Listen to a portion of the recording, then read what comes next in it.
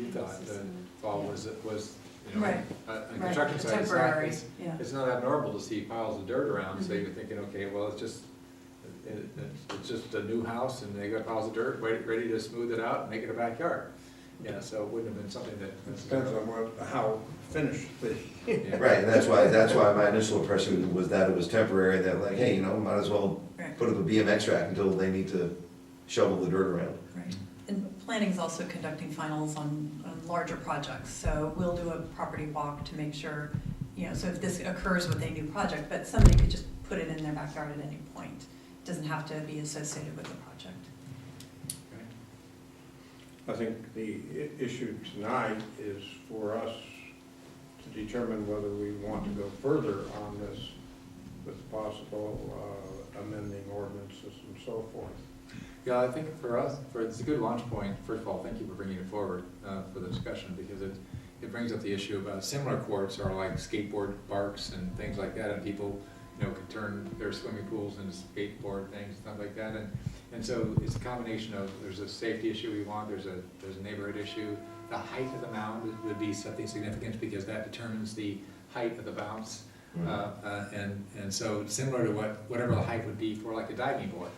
So, you know, the diving board has a feature that has something go up in the air and then splashes. So then, I don't know what kind of regulation we have on diving board height, but you know, the whole issue about the you know, residual impact to the neighbor is something I think we might want to think about in terms of that. If we're going to go, I wouldn't want to make it targeted specifically at this, but courts in general, obviously, and play areas in general. Because theoretically, you could have a large swing structure that would be, you know, a factor too, and then proximity to the backyard. It seems interesting that you'd have a BMX hill next to a fence, I assume, because I mean, unless you're going for a really odd trick, you know, it could really hurt yourself. You know, it's something that is worthwhile bringing forward. As not having seen this, but it would strike me as the noise could become the major problem if the planting and so forth was done. This is a typical BMX court, by the way. So there's hills and bikes go over. Oh. So it's not the one, but it is the type of thing where people jump up in the air and do things. Yeah, the highest mounds to me looked to be, the two on the end that were the highest it looked to me to be about 5 feet tall. That's what it looked like to me. That'll get somebody up in the air pretty high, if they're going fast enough. I mean, that's the thing. And then the series of humps in the middle were probably 3 feet high, And then there's one in the middle that's a also, little bit taller. that's also up close to 6 feet. Yeah, I mean, they're, There's a small version. It's like an off-road course, designed off-road course type thing. All right. Yeah. Well, that's not the one that we have here. It's just the nature of BMX courses. Yeah. Mhm. All right, are there any further questions No, I or thought. comments? So we can talk about it ourselves as to whether we should proceed further, but, I have one more comment too. okay. Did you have a sidekick that was going to say something? no. Okay. My husband, Thank you very he much. delegated me. Outsourced, I think, is the correct way we say it. Well, thank you. I think the issue before us is whether we want to proceed further with some amendment of our existing codes on this matter. And proceeding forward would be drafting some type of amendment as to its content, I'm not sure. But let me start with you, Paul. You're the one that seems to know more about it. But Well, I think it's worth going further with this and putting something into our ordinances to regulate this type of thing. It's a matter of determining, I guess, how well it falls into the athletic court definition, and then ultimately, you know, it's a fine line between mitigating what's going on and also letting somebody do what they want with their property. Yes. So I think it bears a little bit more of an investigation and discussion. And at least looking into some kind of a code amendment. Okay. Mary Beth? Well, I think that the athletic court regulations, we need to review those and update them. You know, I was talking about the batting cage that's over in Lindenwood, and that's clearly you know, some sort of athletic court, but it's not mentioned specifically in the existing regulations, so somebody may not understand what their requirements are. So, you know, I think we're gonna have to expand this athletic court definition, and I'm not sure we've got all the pieces even yet, so, I think we're gonna have to put it off for, you know, to investigate it for a bit. Well, we certainly couldn't make the ordinance tonight. No.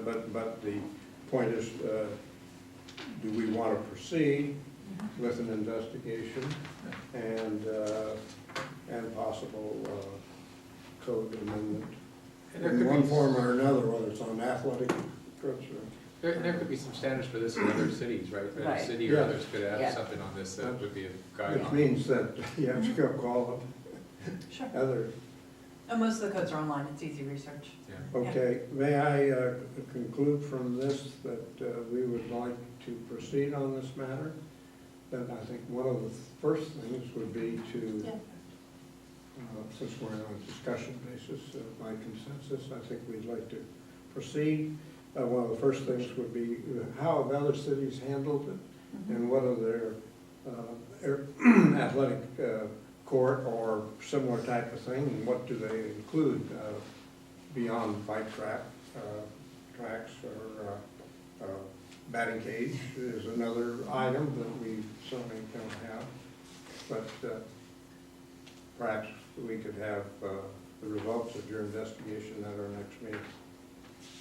Yep, what we would need to do procedurally is we would like a motion that you would like a resolution initiating code amendment relating to the athletic courts. Yeah. And we will bring the resolution back to your next meeting. In the meantime, we will work on some research. But it may be, especially given you have a large item on your next meeting, we may want to have this as a discussion item at your December meeting. All right, that'd be fine. But we can bring the resolution back. Now, I'm not sure At your how next that meeting. will help you with your neighbor. Well, I think regardless, as I indicated, the timeline, even if you were to, you know, start everything rolling as fast as possible, it's typically a minimum 4-month process. Right. And so if the neighbor gets the permit in, then they would have a vesting right to construct it.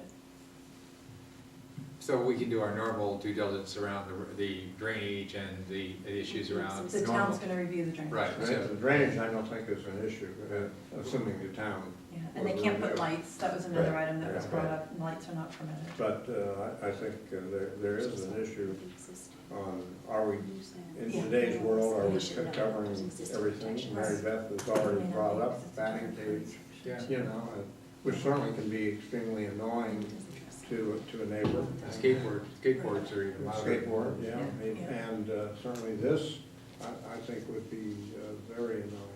We do have the existing noise regulations also for this situation that we would certainly enforce. Yeah, but I would like to say from my own point of view, enforcing noise is very tricky, and I know that it left us unsatisfied with the complaint. So, thank you very much. You'll probably hear more on this subject. We appreciate your bringing it to our attention. So you want a motion? Yes. May I ask you a quick question? So this family can proceed with building this without any restrictions because they've gotten their foot in the door on it? We'll leave that to the attorney. We can't by the time we get an ordinance passed, all we can do is recommend to the council a change in the ordinance thing. We don't have the power to find some other part of the code or, enforce it. And I'm sorry,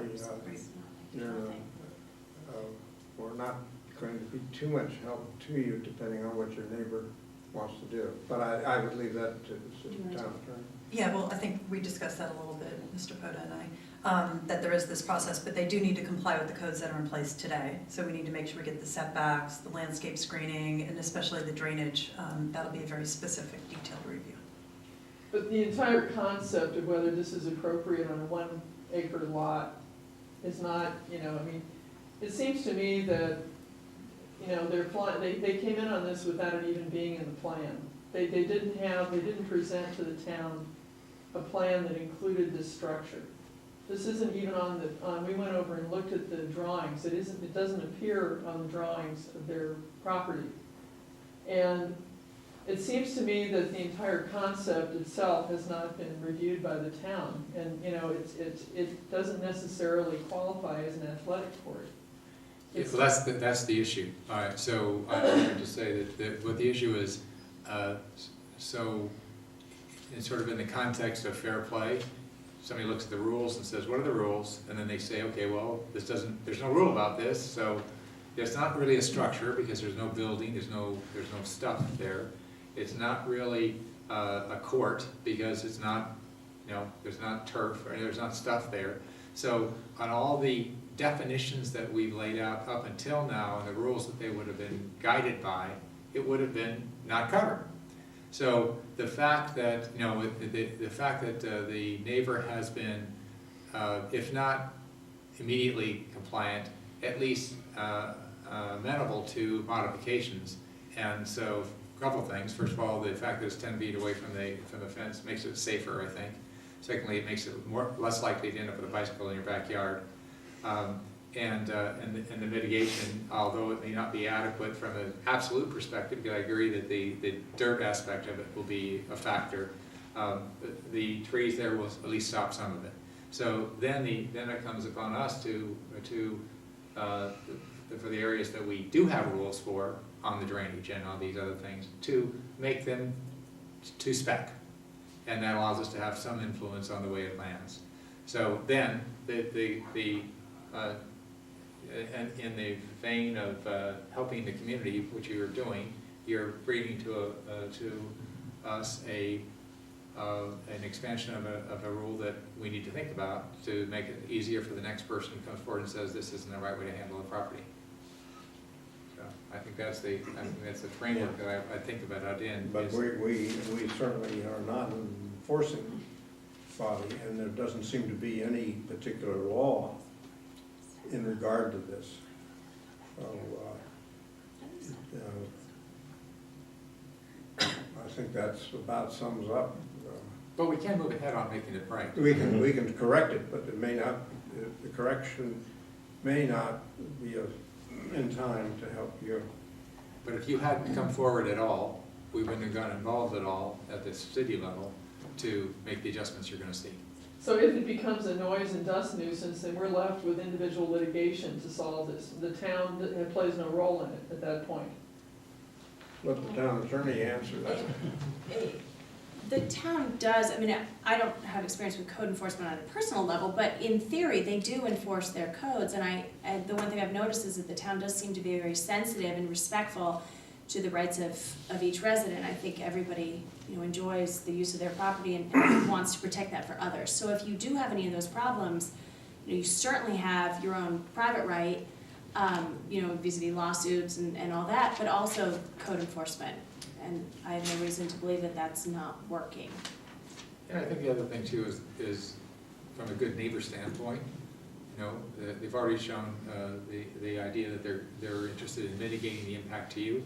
So to keep as much possible good intent in mind going forward, that probably helps. Now, if it doesn't work out that way, then you can go other ways. But in these situations, they've got a kid who likes to ride a bike and wants to break an arm, I guess, I don't know.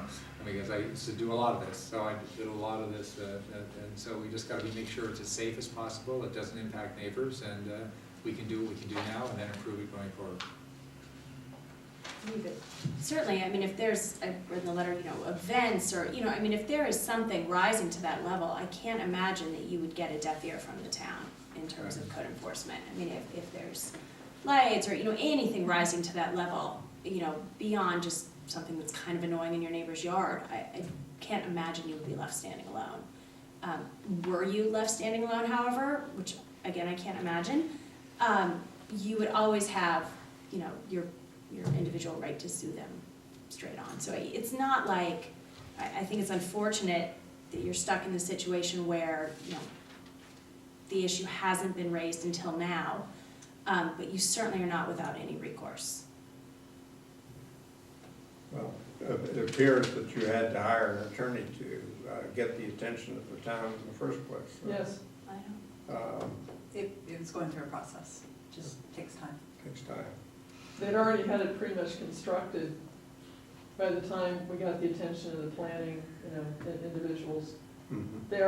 They had fully constructed the item there, and in my experience, living here for 26 years, once something's built, usually the town backs off, and doesn't, we had been for weeks, presenting our concerns about this, and there wasn't any reaction until a letter from an attorney arrived, Well, so. that isn't my experience, but we'll try to make sure that it lands properly. Well, And I've been here for a while too. Well, we've all been here. I'm sure that you're telling the truth and expressing your frustration, because there are things fall like this, and unfortunately, town codes have not dealt with this particular matter, that's all. I think it's time for us as plan to at least rectify it for the future. But in regard to your own situation, I'm afraid we may be of very little help. So, thank you very much, then. Thank you, thank you. Still no lead motion. I'll move that we recommend staff to provide, what did you call it, an ordinance? Well, I think you would like to initiate an ordinance amendment, so we'll bring a resolution back to that We'll effect. recommend that the staff move that staff bring the ordinance recommendation. Or Second. consideration. Okay. All those in favor? Aye.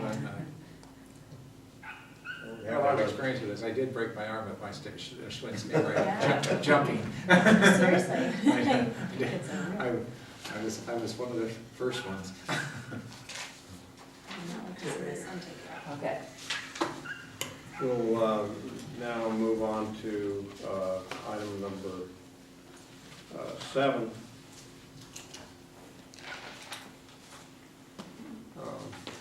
Go ahead. Staff? Thank you. The next item before you is a review of the town's heritage tree ordinance. As an overview, heritage trees are defined as any tree outside of the main building area with a circumference of 48 inches measured 4 feet above the ground. Within the main building area, only oaks of this size are protected. All other species and sizes of other species may be removed by right. If an applicant wants to go through the process to remove a heritage tree, there's 2 avenues in which he or she can follow. First is staff level approval, which is handled by Kevin Keelty, our town arborist. In this case, he can only approve a tree that is already dead or dangerous. In any other condition, any heritage trees proposed for removal would have to come to the planning commission. In early 2012, the commission identified several areas of review within the ordinance. Some of these included clarification on what is meant by a quote-unquote dangerous tree, guidance on what trees should be referred to planning commission and which can be reviewed at staff level, and deciding whether additional species of trees can be removed without a permit by right. Other items included providing alternative design plans for home development that would take into account the location of the tree, determining whether replacement trees should be required, and also review of bird habitats. Staff has included draft changes of the ordinance based off the previous comments to you, although this is primarily for guidance and is not being proposed as an ordinance amendment at this time.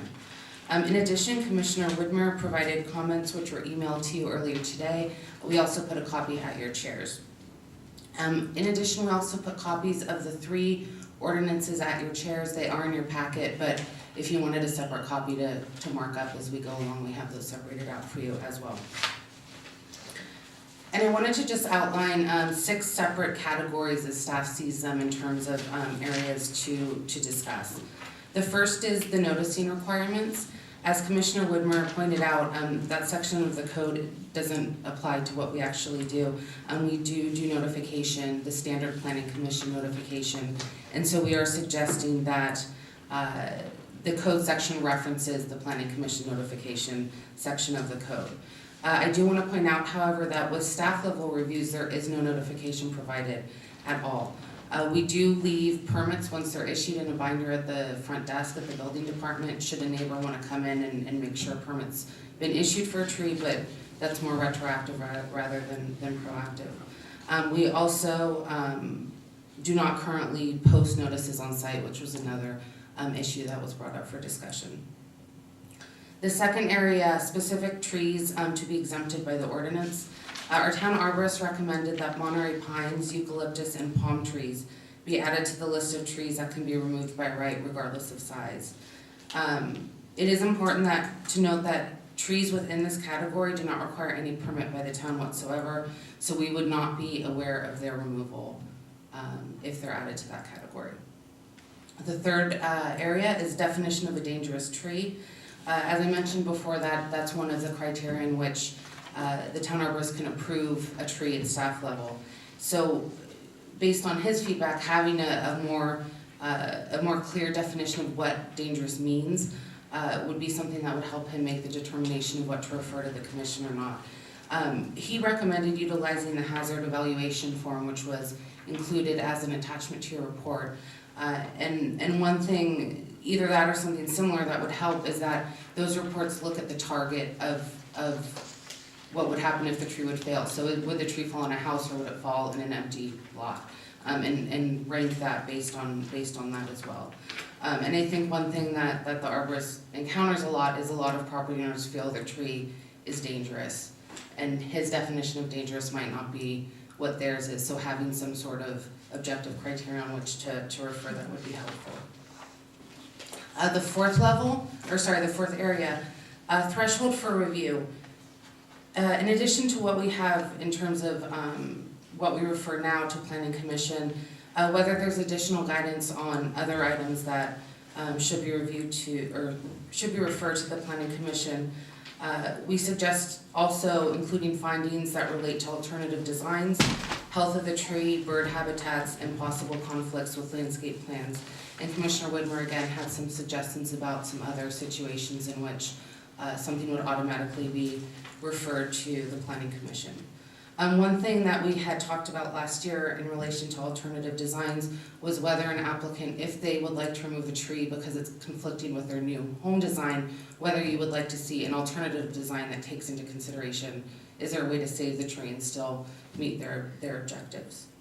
The fifth area, in terms of replanting, we would like to include a timeline for replacement planting of trees, as well as enforcement measures if no planting is done, and a discussion whether you feel that a planting in lieu fee should be allowed for sites that are already heavily forested, or there's no opportunity to plant new trees. And then finally, the last area, landscaping requirements. Staff is recommending additional maintenance information in the ordinance, which would require following the ANSI A300 standards for tree care. The town arborist, Kevin Keelty, can explain that a little bit more in terms of what he sees as the areas that need to be addressed for that. I'm available for questions, as is the town arborist. Thank you. Thank you. Kevin, would you like to explain a little bit more about your rating system and so forth? Yes, I believe it's on the back page of this. It's a hazard evaluation form, and it's a simple process. It's one I use for quite a few towns, where it rates the size of the piece that is most likely to fail. So if it's a whole trunk, it would be it rates it from 1 to 4, 4 being the highest, 1 being the least. So a whole trunk could be a number 4. A little branch would be, say, a number 1. So that would be your rating. So if it was a full trunk, it would be a 4. The likelihood of failure, which is a key thing, if it was a leaning tree with a lot of oak root fungus, then it would be a 4. It would have a large likelihood of failure. Whereas if it was a fairly stable tree, maybe just a bad branch or something, then it would, of course, be a 1. And then target, which to me is one of the critical ones, is what would the failed piece hit. So if it's out in the field, there's not near so much chance of danger. Whereas if it's hanging above the house or above high voltage wires or over a street, then it would have a higher rating, then it would be a 4. And what I use it for when I do surveys for other towns is it helps them give a priority of when they should prune. Get all the 12s done first, bring it down, or removals, and that tends to just help clarify how dangerous the tree is. It's we all like things to have numbers on them. There's never a guarantee, but at least it is to me it's the easiest system that most every arborist should be able to handle. I have a question too. Yeah. The list that, on the back of the packet we got was the list of the town, Portola Valley, list of trees that they protect. There's attachment 8 on the bottom, I don't know what page it is, but it says town of Portola Valley on the top, an application for tree removal. And the list includes redwoods and a couple of others, and we're just talking about oak only, is that?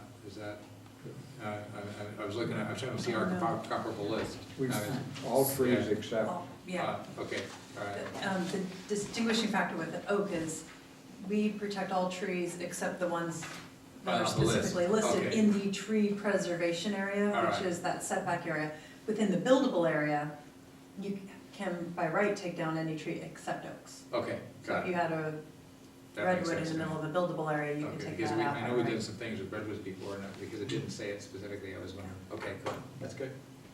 But some towns Same have question. varying Yeah. size of tree depending on the type of tree. It gets a Yeah, little complicated. because I appreciate the simplicity of ours. Yeah, okay. Yes, it is nice being simple. Every town's different. The county Yeah. has got a real mess out of theirs, so it's very nice. In fact, ours is real easy to understand, and a homeowner can actually measure a tree and find out if they're protected or not, Good. which All I right. like that, Yeah, that's good for everybody. yeah. Does anybody else have any questions of staff?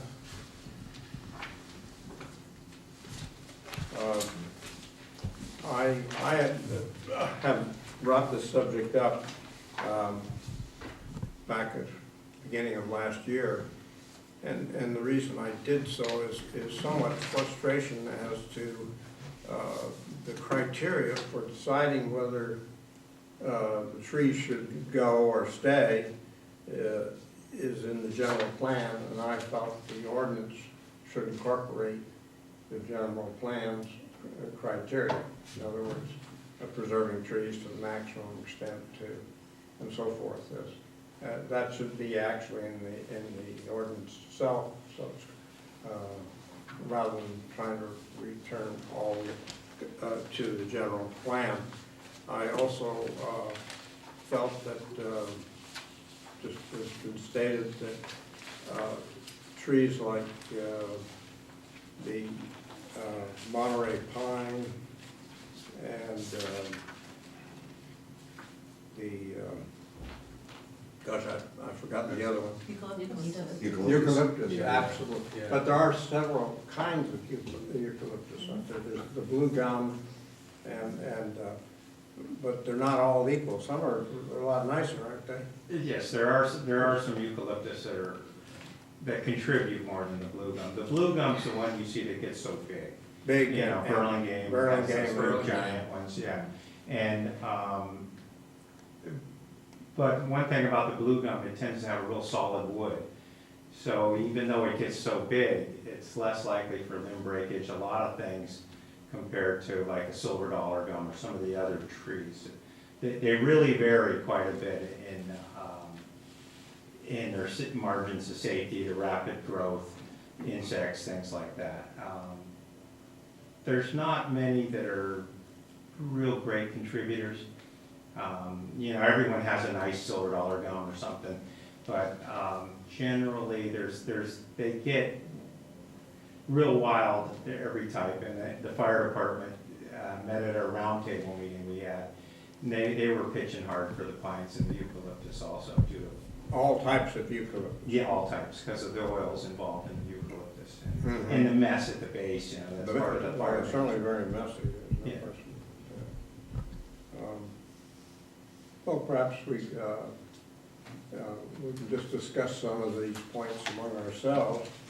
And I think this time, is, since two of the commissioners three were not present back in February of 2012,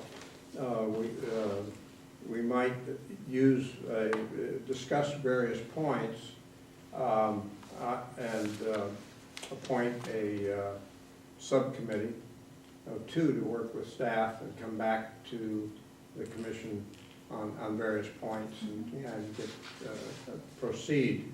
I think one thing I'd like to try to get more input from the tree committee, which gave us some input back a year and a half ago. There's not much that they gave us really. Right.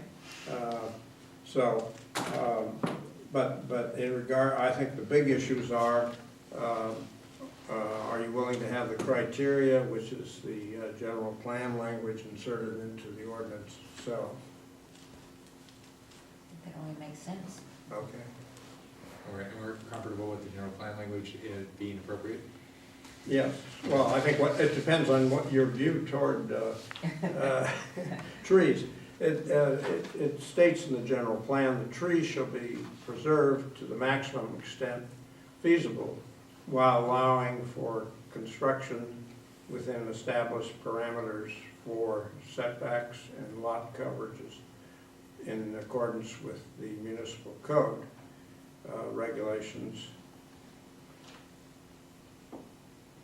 chapter regulations, and removal and damage to heritage trees. So basically what it's saying is that it should be preserved now to the maximum extent possible. Now, as long as it doesn't interfere with, I'd say we pretty well looked at what the owner of the property has planned to do, but that should be our guiding line. And I personally would like to see an alternate plan come in to not taking down the trees. We had one situation which I think occurred before the three of you were on the committee, but a lady wanted to build a guest house among her redwoods, and she had made the plan longer, or her architect made the plan longer than and less depth to the thing, to the guest house, and so it wouldn't fit in between the trees. We turned her down, and I felt that she could go with less width, length, you know, and go further out that way and preserve both trees. So I think there are in some cases, there are alternatives. The other day, the other time, you had the line of redwood trees. Yeah, we're gonna have And there certainly was, the other alternative, of course, was to have a driveway enter from the ends of the lots. But by putting the criteria in there, you have at least the guideline on how you're supposed to judge it. right now, it's a little, I think it's been a little vague and forgotten from time to time.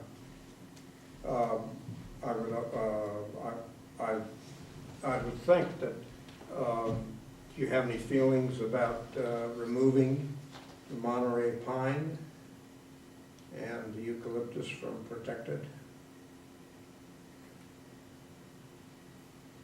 Well, I'm looking at you, Paul. I'm Oh, trying to sorry. think. I don't know. No, I'm okay, not and, a fan of eucalyptus whatsoever, so. yeah, Yeah.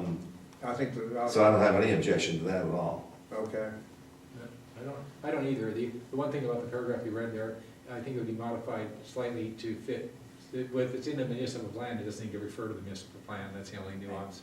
So, but the beginning sentence is the most critical part, because it's framing up the concept that preservation is our priority. it is our number, Right. our priority, and reminding us that Yeah, someone in planning their house and the accessory buildings and so forth has to regard the trees as, I would call it an obstacle that you have to design around. a design feature. I think. Yeah, all right, design feature that you have to design around rather than something you can just eliminate Right. and run over. Now, what, do you have any feelings on palms? That I'm, you know, a little bit more on the fence with, I mean, because I think there are some that could be considered, depends on how you define, where the definition comes in. And again, you talk about trees that contribute or not, and the eucalyptus not contributing, I have no idea how much a palm contributes to anything other than beautification or landscaping or anything like that. But my personal view is if it's something that is significant, maybe it should be considered. I'm the same way. I mean, I You'd leave the palms in then? Well, see, I take them out because I don't believe that palms are native to Northern California. Well, that's a good point, yeah, Yeah. that's a good point. But And- many of these heritage trees that we're preserving are also not native. I'm not, you know, I'm just bringing to you. Well, your attention. for me, the other aspect of all trees is the impact they have on the views and the skylines. Right. And so, recently there was a tree in the neighborhood that the person just did